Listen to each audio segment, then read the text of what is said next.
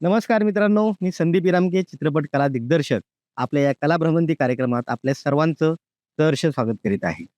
आज आपण भेटणार आहोत एक ज्येष्ठ अभिनेता, अनुभवी, अत्यंत संवेदनशील कलाकाराला. त्यांनी सलग 5 दशकं म्हणजे जवळ-जवळ 50 वर्ष टीव्ही मालिकांपासून चित्रपट असेल, ओ-टी-टी प्लॅटफॉर्म असतील किंवा जाहिराती असतील, अशा बऱ्याच सिनेमांमध्ये ते जाहिरातीमध्ये काम केलेले कलाकार म्हणजेच यतीनजी कारेकर.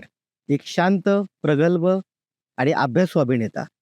आपण आज जाणून घेऊ त्यांच्या प्रवासाबद्दल अधिक गोष्टी. मित्रांनो, कयामत से कयामत तक, बाजीराव मस्तानी, इक्बाल, मुन्नाभाई एम-बी-बी-एस अशा एक तो एक हिंदी चित्रपटांमध्ये काम केलेले कलाकार. त्याचप्रमाणे मराठीतील संत तुकाराम, गंध, दगडी चाळ अशा बऱ्याच वेगवेगळ्या विषयांवरती काम करणारे कलाकार.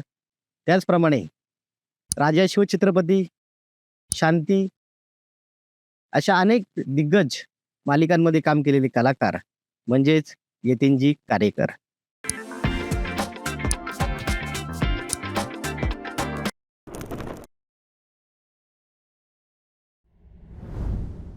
तर नमस्कार.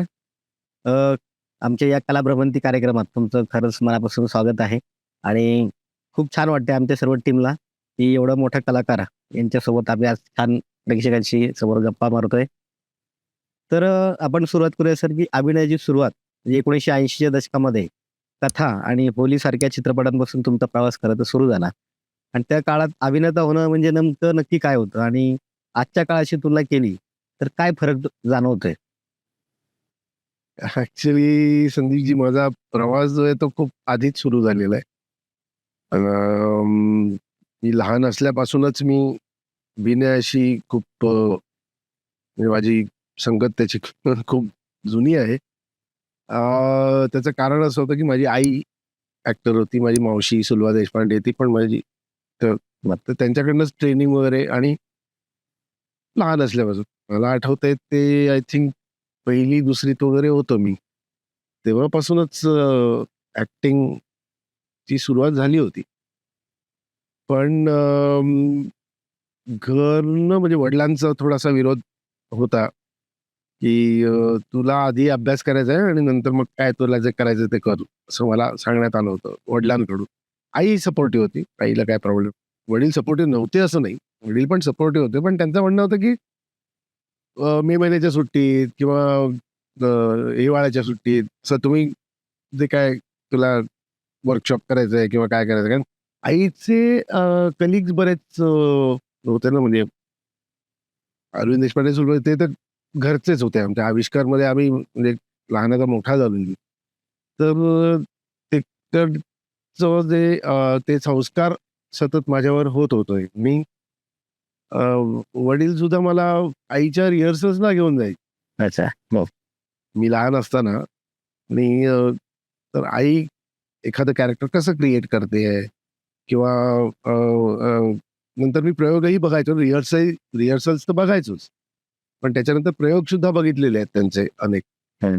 त्यामुळे ते ते जे आहे डिस्टिंक्शन, मग मी आईला अनेक प्रश्न सुद्धा विचारले, की "तू ते रिहर्सलला तर असं केलं होतं, मग हे इथे असं का केलं?" असं हां, बरोबर. प्रश्न विचारले जायचे. त्यामुळे अभिनय जो आहे किंवा नाट्यशास्त्रच म्हणा, हे फक्त अभिनय असं नाही. कारण आई आणि चुलमावशी दोघांचंही म्हणजे असं म्हणणं होतं, की फक्त ॲक्टिंग म्हणजे लोकांसमोर जाऊन 4 डायलॉग बोलणं, मूव्हमेंट करणं, वेळेवर एंट्री घेणं वगैरे ह्याला ॲक्टिंग होत म्हणत नाही. तुम्ही बॅकस्टेजला सुद्धा काय करता. तुम्ही अ, अ, म्हणजे एखादं कॅरेक्टर क्रिएट करण्याकरता तुम्ही कॉस्ट्यूम काय घालता, तुम्ही मेकअप कसं करता. हा सगळ्याचा मिळून एक जो शेवटचा जो अ, अ, अ, प्रयोग जो तुम्ही करता म्हणून आपल्या आपल्या म्हणजे मराठीमध्ये बघा खास करून ते शोला प्रयोग म्हणतात, शो नाही म्हणत. हो, हो. प्रयोग म्हणतात. प्रयोग इज अन एक्सपेरिमेंट, एवढं लक्षात ठेवा मित्रांनो. प्रयोग हा, कारण प्रत्येक प्रयोग हा वेगळा असतो. प्रत्येक शो हा वेगळा असतो. त्याच्यात एखादं वाक्य असं बोलून बघूया का? आणि त्यामुळे ते कॅरेक्टर जिवंत कसं ठेवावं, हे मेन कन्सिस्टन्सी पण गरजेची असते ना. आणि त्यातून नाविन्य म्हणजे मला आठवतंय मी वेटिंग फॉर गोदो नावाचं नाटक आहे. ते नसीरुद्दीन शाह आणि बेंजामिन गिलानी असे दोघे जण करत होते. आणि मी लागोपाठ 3 शोज बघितले होते त्यांचे. अच्छा. आणि तिन्ही शोज वेगळे होते. बरोबर. तर अ, आता ही शिकण्याची पद्धत आहे. हं. म्हणजे कलाकार तेच. हो, हो. पण वेगळे. असंच मी आईचे अनेक प्रयोग बघितले, सुगमावशीचे अनेक प्रयोग बघितले, लालन काकीचे अनेक प्रयोग बघितले किंवा त्या काळातल्या बऱ्याच चांगल्या नट्या आणि स्टेज बेसिकली थिएटरला जाऊन आणि काय म्हणूया बॅक स्टेज पास असल्यामुळे एंट्री मला माहिती आहे. ही हा ठीक आहे बच्चूताईंचा मुलगा ये रे बस आवाज करू नको फक्त बरोबर शांतपणे ऑब्झर्व करणं काय असतं मग बॅकस्टेजला काय गोष्टी घडतायत किंवा लाइटिंग केबिन एखादा शो लाइटिंग केबिन मध्ये बसूनच बघितलं वगैरे की बाबा हे लाइटिंग कसं केलं जातंय. हो, हो. तर टेक्निकली ज्या गोष्टी शिकून घ्यायच्या होत्या त्या बऱ्याच शिकायला मला त्यामुळे मिळाल्या. म्हणजे कुठेच आडकाठी आली नाही आणि टेक्निकल साईड एकदम अशी प्रबळ झाल्यामुळे आणि सशक्त झाल्यामुळे ऍक्टिंगला मला तसा कधी प्रॉब्लेम आलाच. बरोबर. आणि मला नंतर जाणवलं की मला टेक्निकल साईडला जास्ती कल आहे. मग त्यातून जास्तीत जास्त काय तर आणि म्हणजे जास्ती कल कुठे होता तर सिनेमॅटोग्राफीकडे होता. हा माझा बरोबर. मला आवड आहे म्हणजे खूप मला आठवतं मी लहान असताना मला मामानी तो बॉक्स कॅमेरा यायचे माहिती हो. ते दिले होते कोडॅकचे. त्याच्यात ते कार्ट्रिज जायचं अख्ख्याच्या अख्खं. त्यामुळे ते कार्ट्रिज काढायचं मग म्हणजे तुमचे फोटो काढून झाले की काय 31 का 28 का 30 फोटो होते. ते कार्ट्रिजच डेव्हलपिंग आणि प्रिंटला जायचं मग त्यातून फोटोज यायचे. तर मी ते तसं काढायचो आणि टोटली विदाऊट एनी काय म्हणूया ट्रेनिंग की बाबा मला हे करायचं आहे म्हणून ट्रेनिंग घेऊया आणि त्याची माहिती काढून मग फोटो काढूया असं काही नाही एकदम रॉ. आणि ते फोटो बघून गोविंद काका म्हणाला होता की गोविंद काका म्हणजे पिहलानी ते आमचे फॅमिली फ्रेंड तर आणि ते म्हणजे खूप विख्यात सिनेमॅटोग्राफर होते आणि ते एकदा घरी आले होते आणि ते फोटोज बघितले त्यांनी. कोणी काढले फोटो यातीने काढले. अरे त्याचं कंपोजिशनचं सेन्स चांगलं आहे.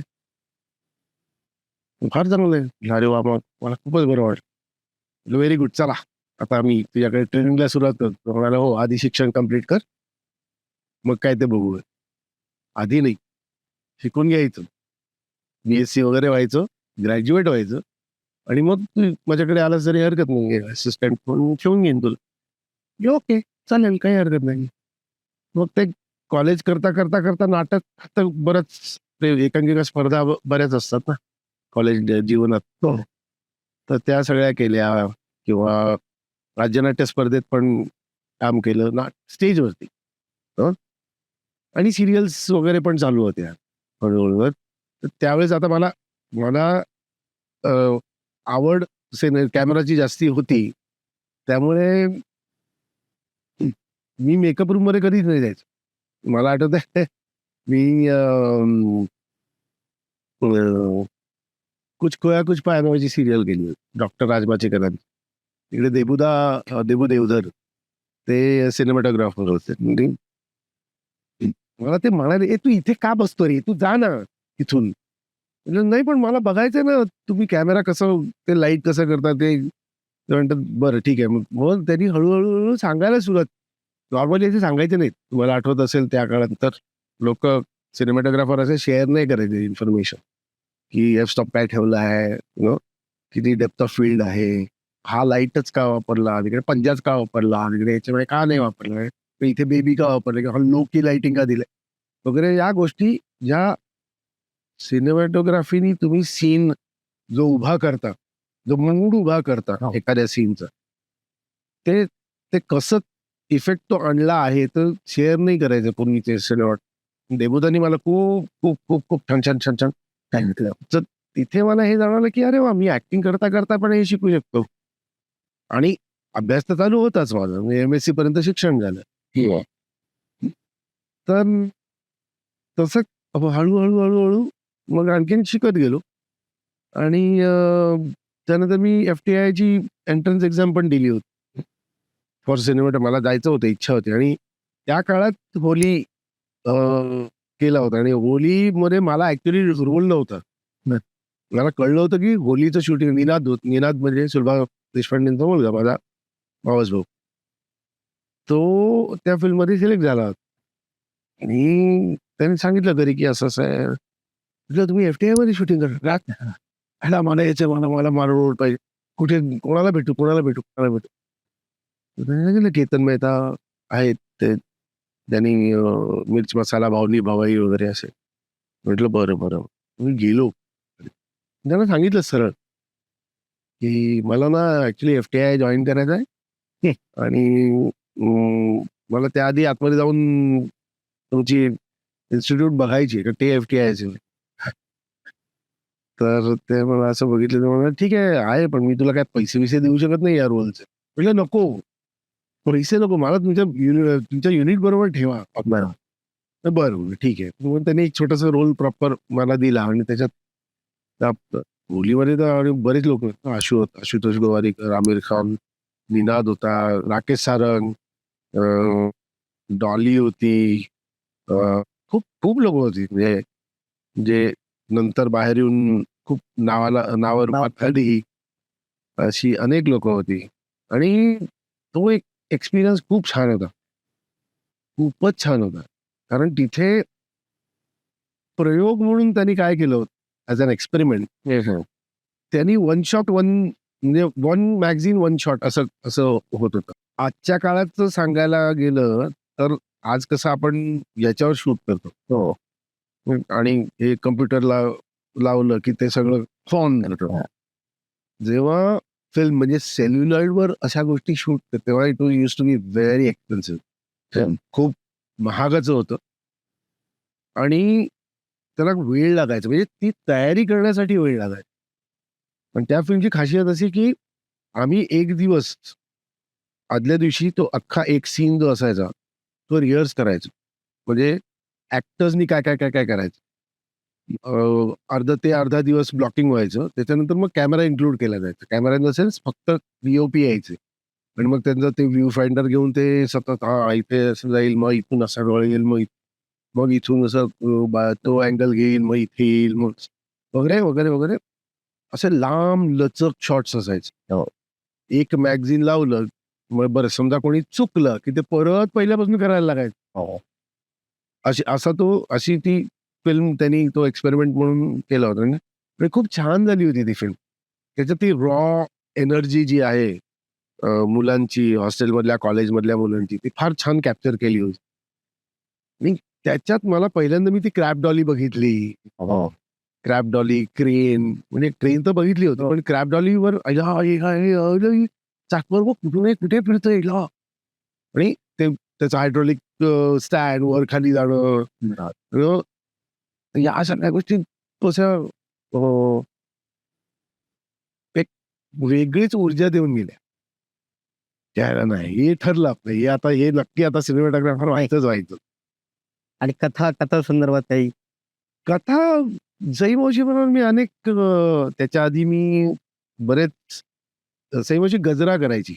गजरा नावाचा प्रोग्राम यायचा टीव्हीवरती, तुम्हाला माहिती असेल. तर सई मावशी, सई परांजपे या गजरा नावाचा प्रोग्राम करायच्या. त्याच्यात तिच्याबरोबर मी अनेकदा काम केलं. अच्छा. आणि त्यात तिनी म्हणजे आम्ही आता यूथ म्हटल्यावर आम्ही इथं डान्स वगैरे एक छोटासा डान्सचा सिक्वेन्स होता. विनी बरोबर, अश्विनी बरोबर, त्या मुलीबरोबर. तर त्याच्यात डान्सर्स म्हणून हवे होते. तर "ए यतीन ये रे, ए निनाद ये रे." असं करून मी, निनाद, गौत्या असे आम्ही सगळेजण त्या कथामध्ये एक छोटासा डान्स सिक्वेन्स केला होता. मम्मी पण होती कथामध्ये, आई पण होती. तर मजा आली होती करायला ते. बरोबर.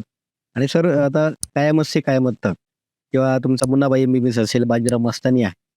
या सगळ्या चित्रपटात तुम्ही एक सपोर्टेड रोल, एक ताकदीचा रोल आहे का अजूनही म्हणजे सगळ्या लोकांच्या प्रेक्षकांच्या लक्षात आहे. तर हे जे आहे सपोर्टिंग ॲक्टरची जी काही जबरदस्त ताकद आहे, ती करताना नक्की काय तुमच्या भावना किंवा तुम्ही कसं ते सगळं हँडल करता? हम्म. काय ना सपोर्टिंग ऍक्टर हे जे एक लेबल अच्छा. हां. त्या त्याच्याबद्दल मला खूप म्हणजे रोष पण आहे, म्हणजे राग पण आहे. तुम्ही असं लेबल लावू नका की सपोर्टिंग हो. ऍक्टर आहे, हा हिरो आहे, हिरोईन आहे. त्या स्टोरीतलं ते कॅरेक्टर आहे. हा हिरो सुद्धा एक कॅरेक्टर असतं. बरोबर.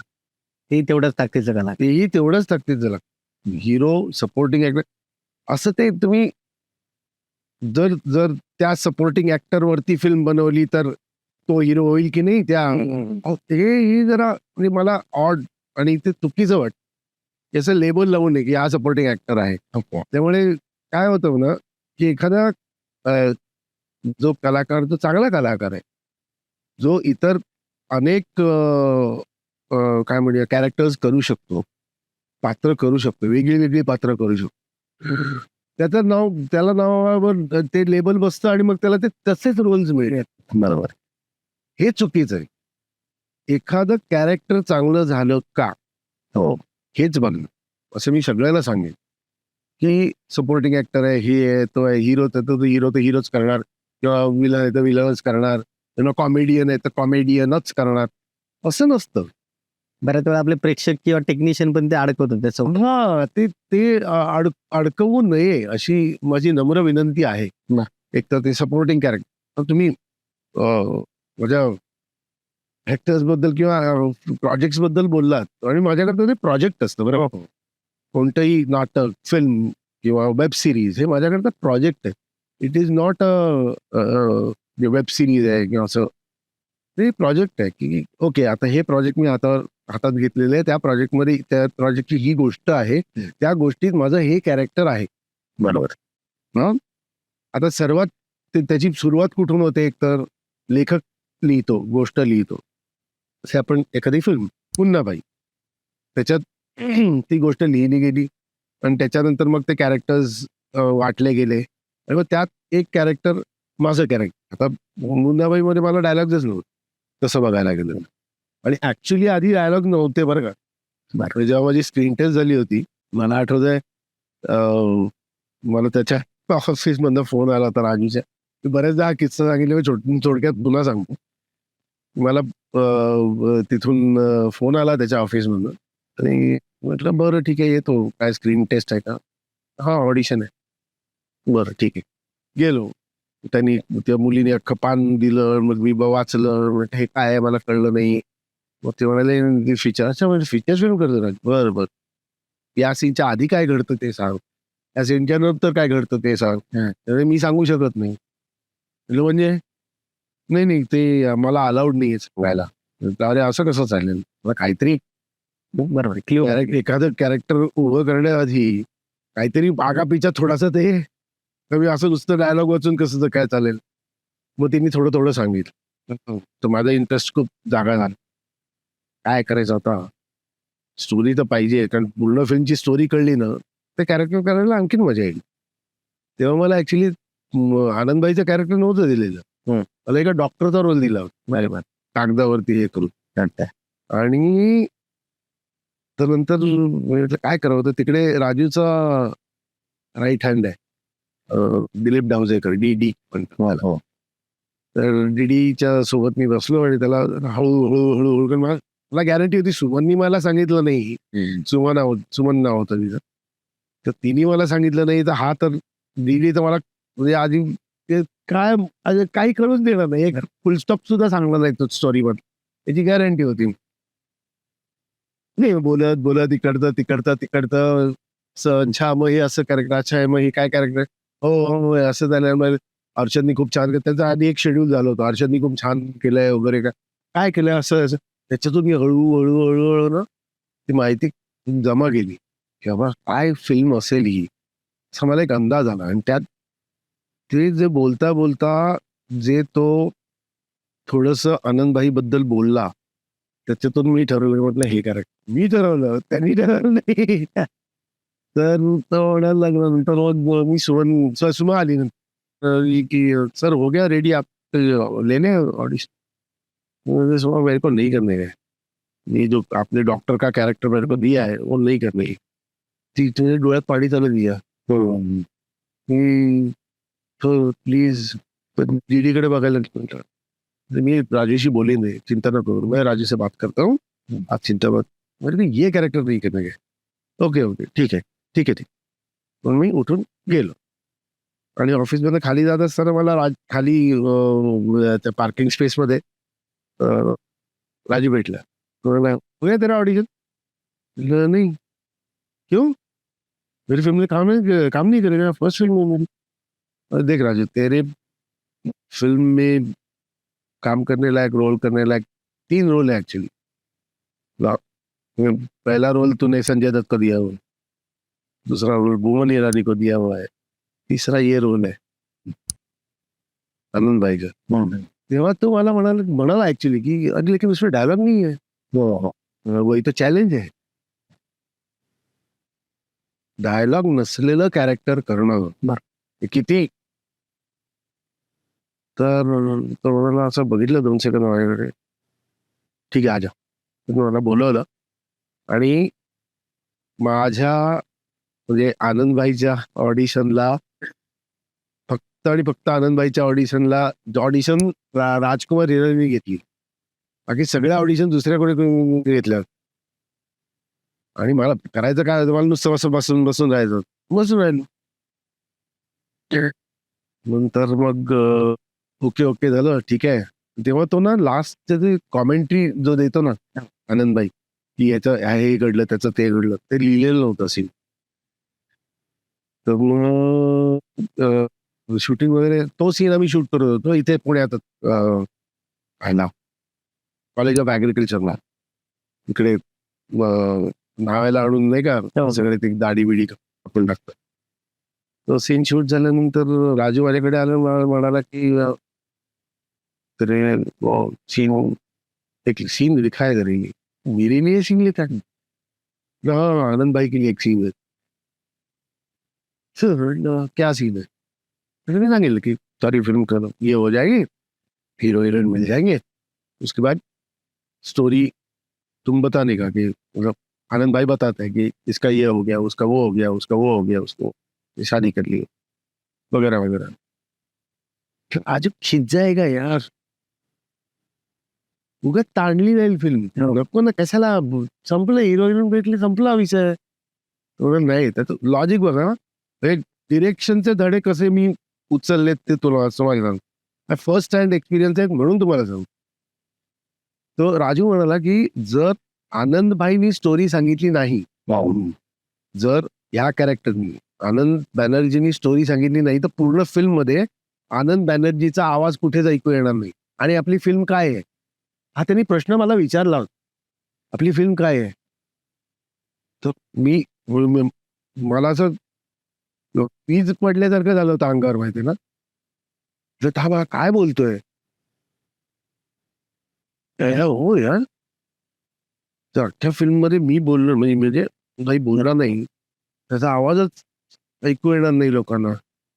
आणि फिल्म आपली काय आहे, तर असं मी बोलायला जाणार इतकं तोच बोलला की हमारी फिल्म जो जिनकी आवाज दबी हुई है उनकी दबी हुई आवाज को बाहर निकालना है. निकालने के लिए फिल्म कर रहे हैं ना. म्हटली यार क्या बात है यार. येस राजू, डन डन, करणार. ओके वगैरे झालं. मी त्यांनी काय अप्रुव्हल मागितलं नव्हतं मला. ऍक्च्युली तो माझे मित्र आहे त्यामुळे माझ्याशी बोलत होतं बस, बाकी काही. पण नंतर मग मी पण थोडीशी एक कालाकांडी केली होती. म्हणजे ती अशी की मी डबिंगच्या वेळेस सांगितलं की नाही नाही मी डबिंग करणार नाही. तर राजू मापुसकर त्याचा असिस्टंट. पण राजू मापुसकरची गोष्ट अशी की राजू मापुसकरनी त्याचा आयुष्यातला पहिला शॉट माझ्या बरोबर दिला. कुछ खोया कुछ पाया नावाची जी सिरियल होती त्याच्यात तो माझ्या पुतण्याचा रोल करत होता. तर त्याला मी हक्काने सांगू शकलो की बाबा मी डबिंग करणार नाही. का? मग मी डबिंग केलं ना तर एक ऍक्टर डबिंग करेल. म्हणजे मी इमोशन्स वगैरे जोडून ते करणार. म्हणजे तिथे ऍक्टरची गरज नाहीये. तिथे त्या डबिंगसाठी ऍक्च्युली जो स्टोरी टेलर आहे आणि त्यात राजकुमार हिरानी उत्तम ऍक्टर आहे. माहिती आहे लोकांना माहिती नसेल, पण राजकुमार हिरानी उत्तम ऍक्टर आहे. त्याने ऍक्टिंग केलेली आहे. तो मॉडेल होता, तो डिरेक्टर आहे, तो एडिटर आहे, तो डबिंग आर्टिस्ट आहे. व्हॉइस ओव्हर्स त्यांनी अनेक दिलेले आहेत. त्याचा आवाज चांगला आहे. त्यामुळे त्याला वापर तू.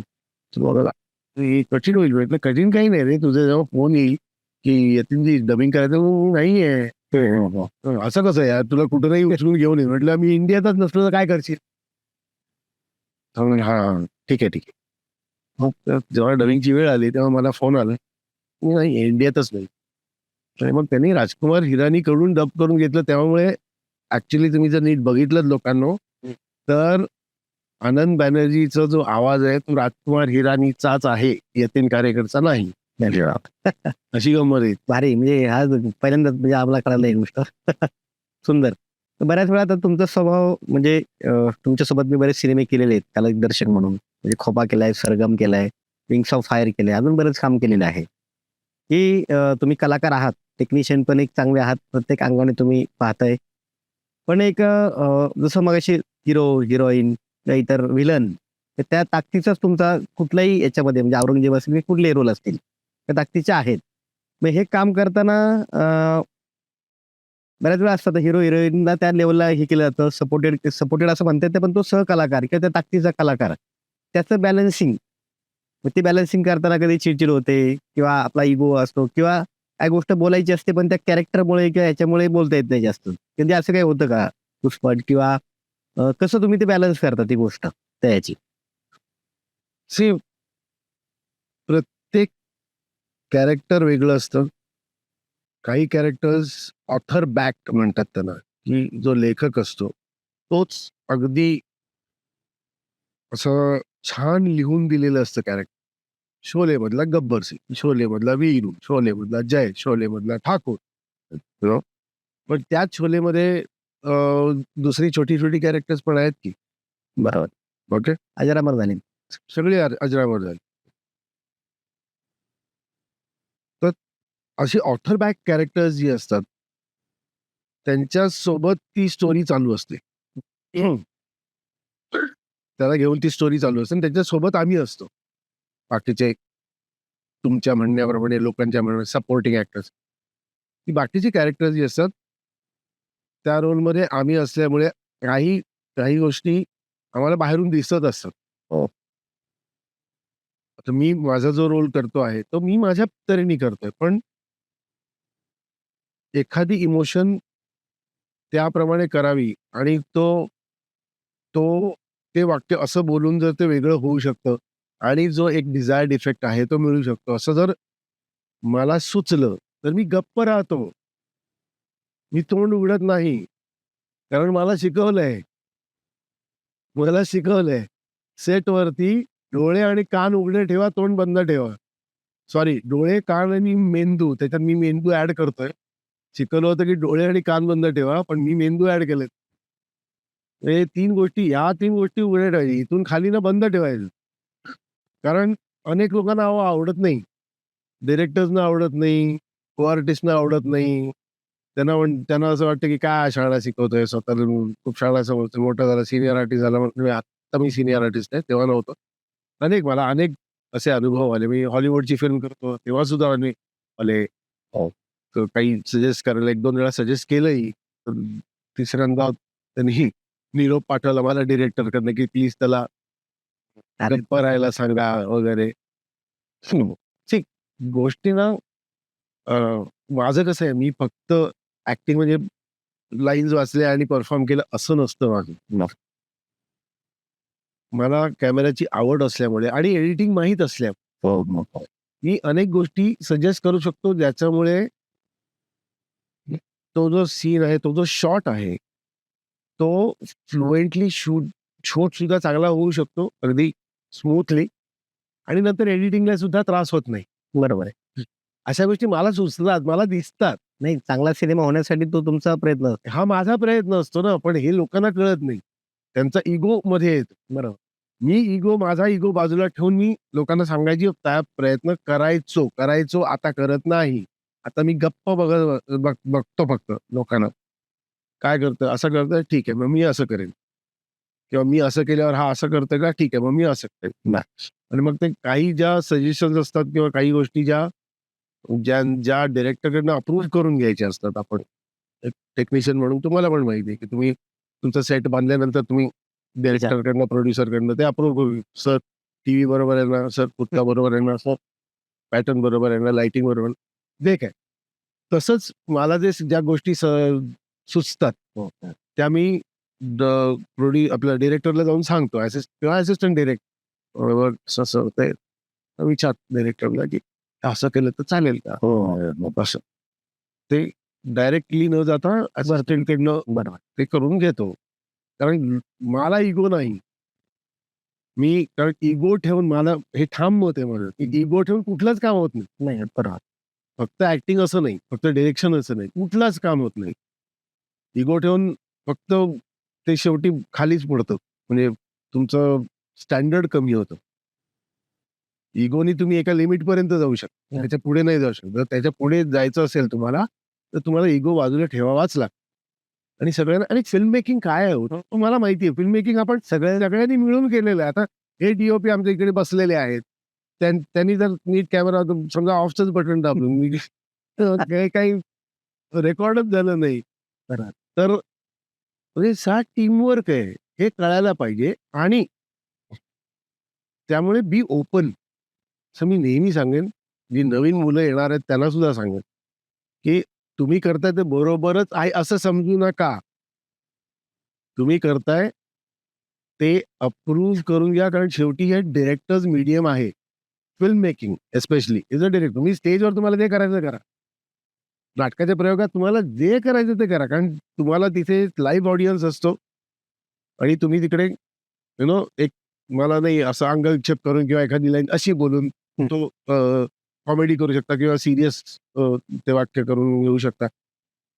फिल्ममध्ये स्पेशली तुम्हाला तसं त्या गोष्टी अप्रूव्ह करून घ्यायला लागतात. कारण डायरेक्टर आणि एडिटर यांच्या डोक्यात ती फिल्म चालू असते. Rather director is number 1. तो कम्युनिकेट करत असतो, की कॅमेरामॅनला सांगत असतो, की नाही, नाही हा अँगल असा घे, थोडंसं मॅग्निफिकेशन क्लोजर कर. किंवा ॲक्टरला सांगत असतो, हे खूप ओव्हर ॲक्टिंग होते, जर अंडर ॲक्टिंग कर किंवा अंडर ॲक्टिंग होते, थोडंसं वरती बोल, वगैरे, वगैरे, वगैरे. तर तुम्ही डायरेक्टरकडनं तुमचं सजेशन अप्रूव्ह करून घ्या. येस. आणि काय असतील ना तुमचे डिस्कशन्स ती आधी करा बाबा.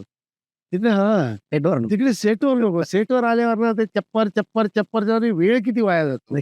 आणि मग गपचूप यायचं सेटवरती आणि तिकडे तुमचं काम काय आहे तर ॲक्टिंग करणं. तर त्या ज्या काय ठरलेल्या पॅरामीटर्स आहेत, जी दिलेली वाक्य आहेत, त्याच्यात तुमच्या क्वालिटीज बरोबर रिहर्सल करा आणि पटपट शूटिंग आटपा. उगाच प्रोड्युसरचे 4 पैसे खराब करू नका. बरोबर आहे. तुमच्यासारखे स्पष्ट बोलणारे थोडी सुकटाची डायरेक्ट. अहो बोलावं लागतंय. हां. बोलावं लागतं. कसं आहे ना, की कळत नाही ना आजच्या मुलांना वाटतं की नाही फिल्म मेकिंग हां, ठीक आहे. मला मग इगो तुम्ही जो विषय काढलात, बरोबर. की इगो मग मी हिरो आहे. मग माझा ऐकणार असं हे लाव हे कोल्ड ड्रिंक लाव, हे चाय लाव, हे बस रे बस. खूप मोठे-मोठे लोकं जी अशी दरबार लावायची ना, ती आता रस्ता तळाला ती इधर तिकडे गेली आहेत किंवा तिकडे गेली. बरोबर. तर इगो ठेवून काही होत नाही. नक्की, नक्कीच. मी इगो ठेवत नाही. पण एवढं नक्की, की जे काही मला सुचतंय, ते मी डायरेक्ट सांगत हां, म्हणजे शेअरिंग केलं पाहिजे. का जर समोरून कोणी आलंच माझ्याकडे, बरं. की सर मी आपला सीन आहे. एखादा ज्युनियर आहेत म्हणजे अनेक ज्युनियर्स असे पण भेटले मला. हं. ते म्हणाले, "सर आपण रिहर्स करूया का?" म्हटलं, "हां, तुला रिहर्स करायचं आहे?" तर चांगली गोष्ट आहे. चांगली नाही, खरंच चांगली गोष्ट आहे. तर मग तिथे त्यांनी रिहर्स करता मुलगा असो, मुलगी असो, अनेक चांगले आहेत. तर ते म्हणाले, की "सर तुम्ही सजेस्ट करा ना." मी हे हे वाक्य मला थोडंसं बदलावंसं वाटतं. तर बदलू का? बदल. हे असं-असं करून बघ किंवा हे असं कर किंवा तुझ्या मनात काय आहे? किंवा मग मी त्यांना विचारतो रिहर्सलच्या वेळेला, की मी असं काही करू का ज्यानी तुम्हाला मदत होईल? असं हवं आहे का तुम्हाला? तर ते मी करू शकतो. सो इट्स टीमवर्क हे लक्षात ठेवायला पाहिजे. बरोबर. तर टीमवर्क मिळालं ना, टीमवर्क जर घडून आलं, तर शोले, मुन्नाभाई असे तुमचं प्रत्येक प्रोजेक्ट असंच घडेल. नक्की, नक्की. हो सर. तर गंध आणि संत तुकाराम हे चित्रपट जे आहेत ते कलात्मकदृष्ट्या अत्यंत महत्त्वाचे ठरलेत मला वाटतंय. पण अशा सिनेमासाठी अभिनेता म्हणून तुम्ही वेगळ्या पद्धतीने काही तयारी करता का वेगळ्या? म्हणजे अशा काही वेगळ्या सिनेमांसाठी? आता तयारी म्हटलं तर तयारी प्रत्येक सिनेमाला करावी लागते. हो. कारण प्रत्येक कॅरेक्टर वेगळं असतं. नक्की. मग त्याच्या 2 प्रकारच्या तयाऱ्या आल्या. एक तर शारीरिक तयारी आणि एक मानसिक. हो. आणि मग शरीरात तुम्हाला काही हवंय का? आता मी म्हणजे गंध आणि याच्याबद्दल बोलीनच. हो, हो, हो. पण अ, मुन्नाभाई एम-बी-बी-एससाठी मी जवळ-जवळ 12 किलो वजन कमी केलं होतं. अच्छा.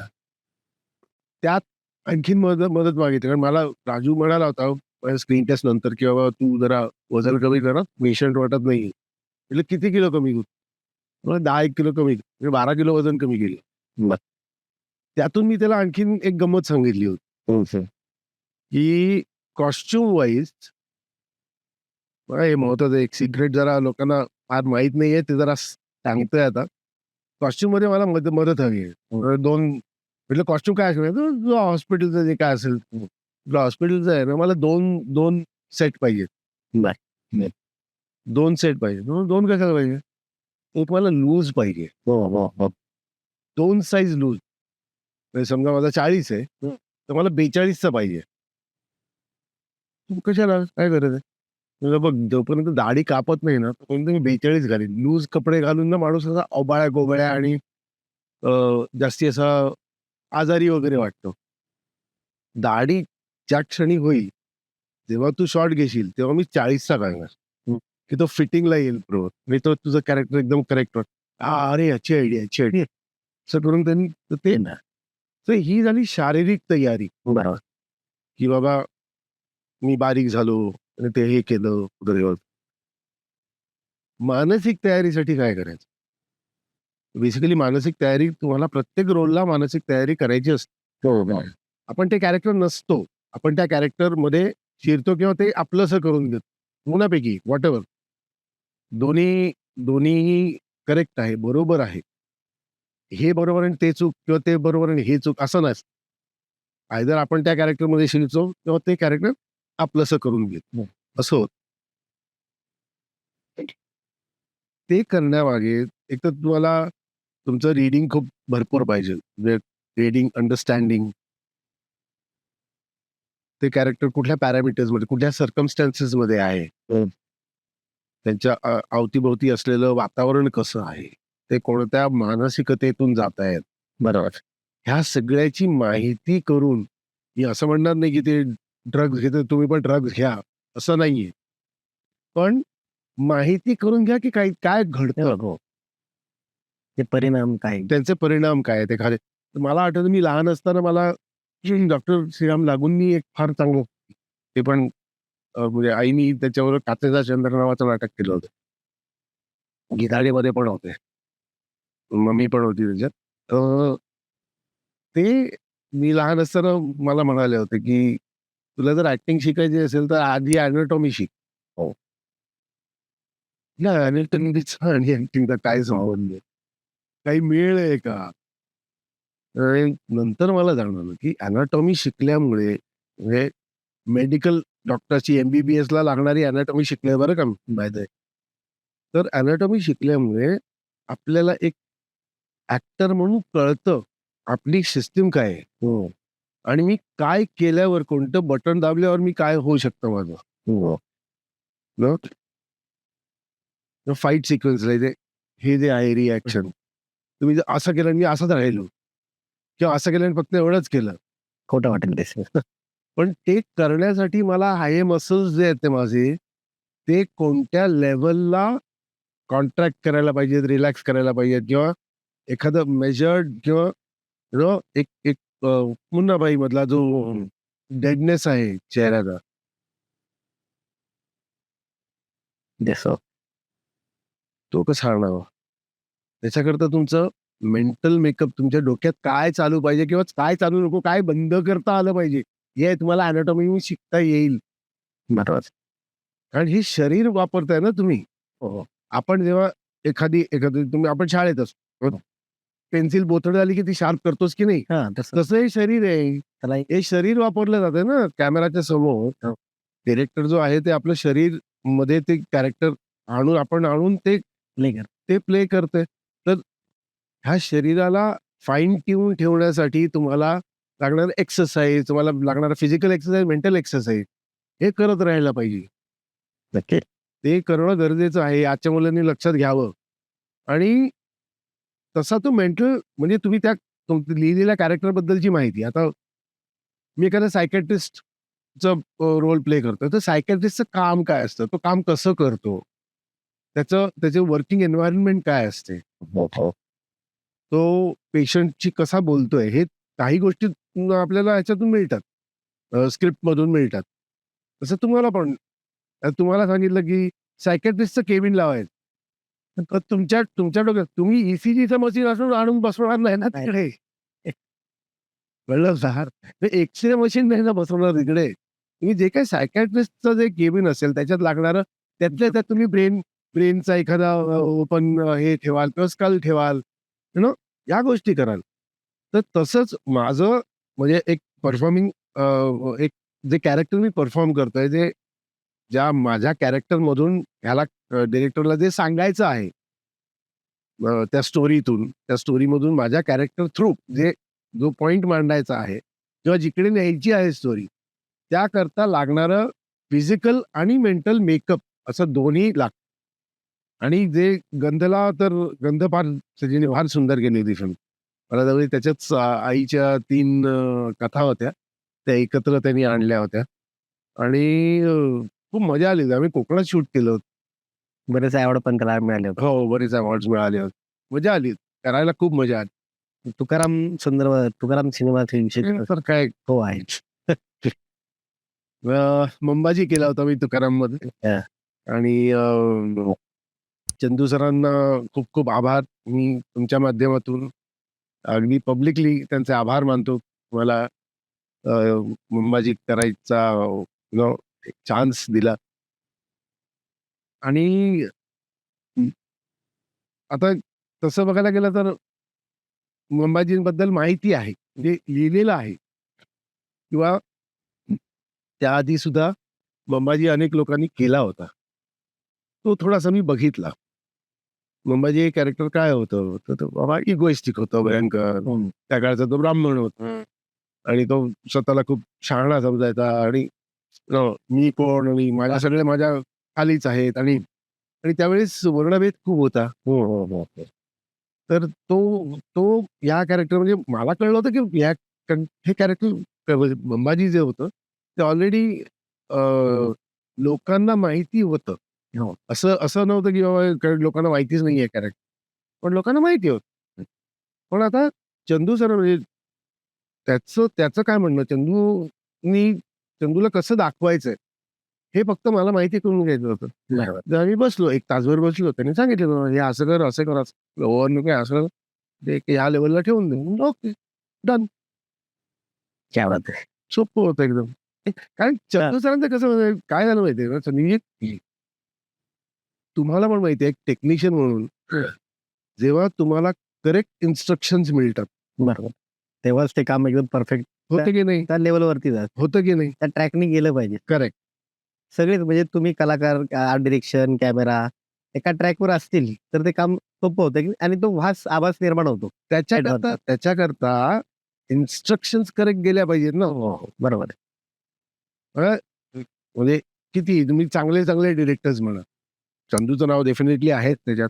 राजू इराणी, संजय लीला बन्साली, विनोद चोप्रा ही जी काही मोठी नावं आहेत, तेव्हा आपल्या मराठीमध्ये सुद्धा चांगली नावं आहेत. काय त्यात ते असे काही डिरेक्टर्स आहेत, ते करेक्ट इन्स्ट्रक्शन देतात, की बाबा आणि जेवढं हवं तेवढंच बोलतात, जास्त बोलत नाहीत. नाही, बरोबर. 1-2 वाक्य त्या कॅरेक्टरबद्दल सांगतात आणि तुमच्यावर म्हणजे मला ॲक्टर म्हणून सोडून देतात. हां. एक तुम्ही एवढं चांगले सेट डिझायनर आहात आणि फार छान प्रोडक्शन डिझायनर सुद्धा आहात तुम्ही. तर तेव्हा तुमच्यावर सोडतात मग, की बघ बाबा हे मग तुम्ही काय 3-4 बाकी नो ॲडिशनल क्रिएट करता. जे तुमच्या कागदावर तुम्ही ड्रॉइंग्स बनवता. आणि मग ते दाखवलं हे बरोबर वाटते का नाही नाही नाही, हे थोडंसं बदललं मग ते तुम्ही नीट करून हे बरोबर वाटते का हा हा हे चांगलं वाटतं बोलो हे बजेटमध्ये बसेल का ह्या सगळ्या ते मी बघतो असं तुम्ही बघता मला माहिती आहे तर ते ते जे आहे ते होणं गरजेचं असतं म्हणजे मला डिरेक्टर कडून काय हवं आहे एक ऍक्टर म्हणून तर हे हवं असतं काय नाटकात कसं असतं सर एवढा मोठा ऑडियन्स एक 100-200 लोकांचा ऑडियन्स बसलेला असतो समोर थोडं दावड करायला लागतं किंवा थोडं नाही, सांगण्याचा मुद्दा हा आहे की इथे कसं होतं कॅमेरावर शूट करताना ऑडियन्स किती असतो लिमिटेड ऑडियन्स होता तोच ऑडियन्स असतो बरोबर आहे. डिरेक्टर असतो असिस्टंट डिरेक्टर असतात डीओपी असतो कॅमेरामन असतो त्याचे असिस्टंट असतात तुम्ही सेटवाले असतात तेव्हा लाईटवाले असतात मेकअपमन असतात हा तेवढाच ऑडियन्स असतो माझा आणि मी जेव्हा परफॉर्म करतो माझी एक सवय बरं का मी कधीच मॉनिटर बघत नाही कधीच नाही आणि ही सवय मला सई मावशींनी लावली मी तिचा असिस्टंट होतो छोटे बडे नावाची सिरियल केली होती तेव्हा मी तिला असिस्ट करत होतो आणि तिने मला आमची सवय ना कंटिन्युटी वगैरे यायला किंवा काय हे करायला तुमचा TCR लिहायला तिकडे जावं लागायचं की काय आहे ते बघायला आणि असं एक दोनदा मी गेलो तुझं काम काय इकडे पण मी ऍक्टिंग पण करत होतो त्या सिरियल मध्ये छोटे बडे तर तुझं काय इथे म्हटलं ते ते असं मी चाच पडलो थोडासा तर इथे नाही थांबायचं असं जा मॉनिटर नाही बघायचं तू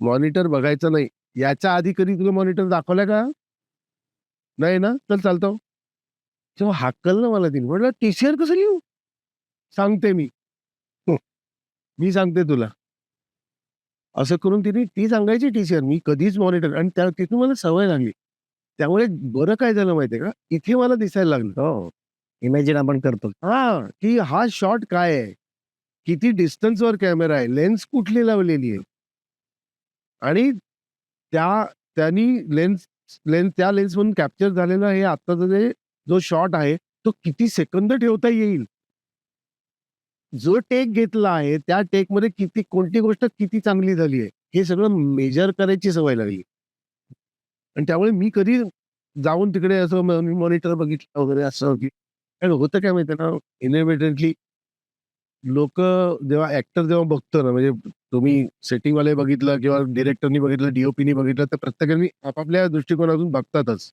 हो फ्रेमिंग फ्रेमिंग कसं झालंय लाइटिंग व्यवस्थित होतं ना टीव्ही बघता सेटमध्ये काही ऍडिशनलच्या नाही गोष्टी झालं नाही डिरेक्टर सगळ्याच बाजूनी सगळं एकत्र झालं की तो फील करेक्ट आला की नाही ऍक्टरची काय ऑलरेडी सवय असते माहिती आहे ना मग तुम्हाला पण नवीन नवीन डिरेक्टर्सना हे माझं हात जोडून विनंती आहे प्लीज तुमच्या ऍक्टर्सना तो मॉनिटर दाखवू नका कारण जेव्हा ते बघतात मग त्यांना आणखीन काहीतरी सुचतं ते म्हणतात वनवर घ्या आणि वेळ वाया जातो तुम्हाला मिळालेला असतो शॉट पहिला सीन छान झालेला हा पहिला स्टेक चांगला झालेला असतो मी नेहमी मला आतून आहे ना आतून एक आवाज येतो in the sense inner feeling असतं इंट्युशन असतं की आता मी जो शॉट दिलेला आहे त्याच्यात मी किती टक्के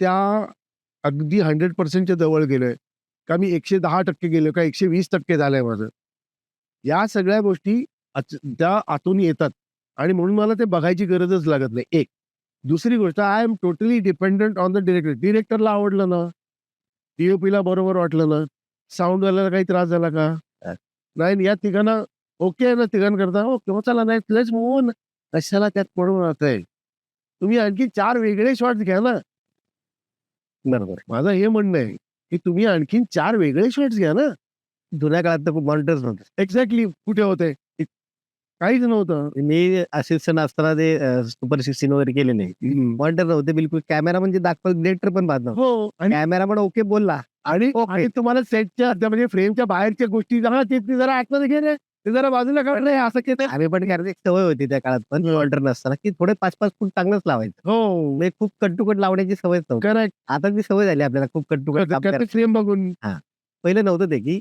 एकदाच सगळं लावा फ्रेम जनरल झाली ना फ्रेम आता सगळे जण बघू शकतात सगळे सांगू लागले त्याच्यात हे करा सोबत असं आहे हे चांगलं त्यानंतरच सर आता टीव्ही आणि सिनेमा म्हणजे खरं तर काय आहे की शांती तेज बक्षी साराबाई वर्सेस सुहास साराबाई दूरदर्शन आणि सिनेमा यात अभिनयाच्या पातळीवर नक्की काय बदल होतो जो आता आपण चर्चा करत होतो? तुम्हालाही माहिती आहे, तुमच्या ऑडियन्सलाही माहिती आहे, तरी मी ते पुन्हा सांगतोय. दूरदर्शन किंवा टीव्ही जो आहे, तो लोकं डोळ्यांनी कमी आणि कानांनी जास्ती बघतात. हो, हो, हो. त्याचा अर्थ काय? की बाबा पोळी लाटतेय आणि टीव्ही चालू आहे आणि तिकडे त्या दोघींचं भांडण चालू आहे, तर "अगं काय झालं गं? सुनबाई काय म्हणाली ती?" हां, तेवढं. असं असतं. पण लोकं कानाने किंवा टीव्ही बघतात आणि टिंग टॉंग बेल वाजते. ते काहीतरी कोणतरी पार्सल आलेलं आहे किंवा वॉचमन आलेला आहे किंवा मूल आलंय रडत "आय मला त्याने मारला." तर हे सगळ्या गोष्टी घडतायत.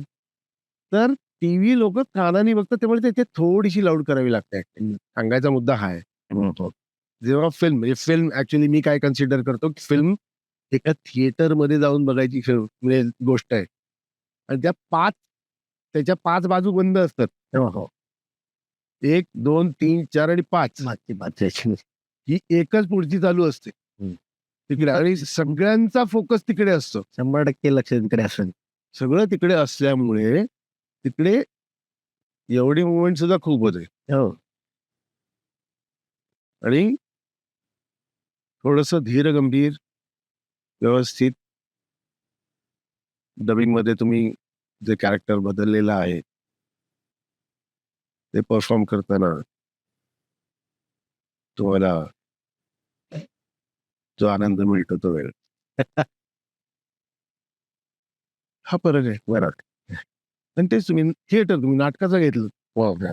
तर तिकडे तुम्ही अगदी इथे केस नाही जाता म्हणून पण इथपासून पायाच्या अंगठ्यापर्यंत हे दिसत असतं. तिची अख्खी बॉडी दिसत असते. तर तेव्हा तुम्ही क्रिएट करताना तुम्ही थिएट्रिकल थोडीशी ॲक्टिंग जेव्हा होते, ती मोठीच करावी लागते. तर इथे मी केलं तर खूप लाऊड होईल म्हणून मी करत नाहीये. हं, हं. पण ती स्टेजवरची ॲक्टिंग तुमच्या टीव्हीसाठीची ॲक्टिंग आणि ॲड फिल्मची ॲक्टिंग ही एक वेगळी आहे. ॲड फिल्म, शॉर्ट फिल्म कॅमेराने जे शूट होतं ना, त्यात मी हल्ली एक व्हर्टिकलचं मटेरियल आहे बरं का. हो. नाही सिनेमास्कोप, व्हर्टिकल, हां. Instaसाठी हां, ते व्हर्टिकल्स आता असं असं धरतात. हो. असं शूट करतात. तर ते एक वेगळं आहे. तर ते मी अजून एकही व्हर्टिकल केलेलं नाहीये. पण जे मी बघितलंय व्हर्टिकल्स, तर रील्स वगैरे आपण बघतच असतो YouTubeवरती किंवा तर त्यात स्पेस माझी तशी ही कमी झालेली आहे, पण ही वाढली. ही कमी झाली. हो. सिनेमास्कोप म्हणालात तुम्ही, तर मला इथे भरपूर जागा मिळते. हो, हो. तर मी इथे असं काही करून हात कट नाही होणार. तेच जर मी व्हर्टिकलला असं केलं, तर माझी कटिंग कट होणार. बरोबर? सो मला ते नीट करताना असं असं काहीतरी करायला लागेल. ह्या गोष्टी टेक्निकली कळल्या पाहिजेत ॲक्टरला, हे मी सांगतोय. हो, हो. ते टीव्हीच्या कॅमेरामध्ये टीव्हीसाठीची ॲक्टिंग आणि व्हर्टिकलसाठीची ॲक्टिंग. जिकडे कॅमेरा असा आहे, असा नाहीये. हा फरक समजून आला पाहिजे. आधी म्हणून काय म्हणत आलोय, कुठल्याही ॲक्टरला ना आधी सगळ्या डिपार्टमेंटमधनं फिरवा. बरोबर. तर त्याचं हे होईल त्याला. माहिती मिळेल पूर्णपणे. ती व्यवस्थित प्रॉपर्टी आहे हातात, तर ती कशी वापरावी? हां, हां. त्याचं काहीतरी पर्पज आहे ना ठेवण्यात. हां. उगाच फालतूगिरी म्हणून ठेवलेलं नाही. बरोबर. माणूस म्हणजे शोसाठी करतो, मी नाही म्हणत नाहीये. पण जर एखादी गोष्ट जर तुम्हाला प्रॉपर्टी म्हणून दिली गेलेली आहे किंवा तुम्ही ती घेतली आहे, हो, तर तुम्ही त्याचा छान वापर तर झाला पाहिजे. सर्वात उत्तम उदाहरण म्हणजे उदाहरण छान मला द्यावंसं वाटतंय, तर चार्ली चॅप्लिन. हो, हो. त्याची टोपी होती, त्यांची तो कोट होता, ओव्हरसाइज बूट होते, काठी होते आणि त्या काठीने आणि टोपीने मिळून काय-काय गंमत केली आहे. त्याचा जो उपयोग म्हणजे 50% तेच काम होतं त्याचं. त्यानेच हां, तो एकदा सगळं. है ना? नक्की, नक्की. सो प्रॉपर्टी असणं चुकीचं नाहीये. प्रॉपर्टी असायला हवी आणि व्हर्टिकल आणि तुमच्या फिल्म किंवा 35 म्हटलं तर तुमचं टीव्ही सीरियल. सो या गोष्टी फ्रेम वेगळी आहे. तर त्या फ्रेमला आणि मॅग्निफिकेशनला ॲक्टिंग कशी करावी? बरोबर. कॅमेरामध्ये कॅमेरा कसं असतं ना, कॅमेरा मी इथे बसलोय, पण तुम्ही जर 20 फुटावर आहात आणि तुम्ही जर 125 ची लेन्स लावली, तर तुमचं डायरेक्ट इथपर्यंत येतोच ना. फ्रेम कट झाली ना तुमची. फेस पर्यंत तुम्ही येऊ शकता, इथपर्यंत येऊ शकता किंवा हा मिड क्लोज होऊ शकतो. ह्या गोष्टी ऍक्टरला कळल्या पाहिजेत. खरंय. म्हणजे टेक्निकल नॉलेज हवं, जे कॅमेराचं टेक्निकल नॉलेज हवं.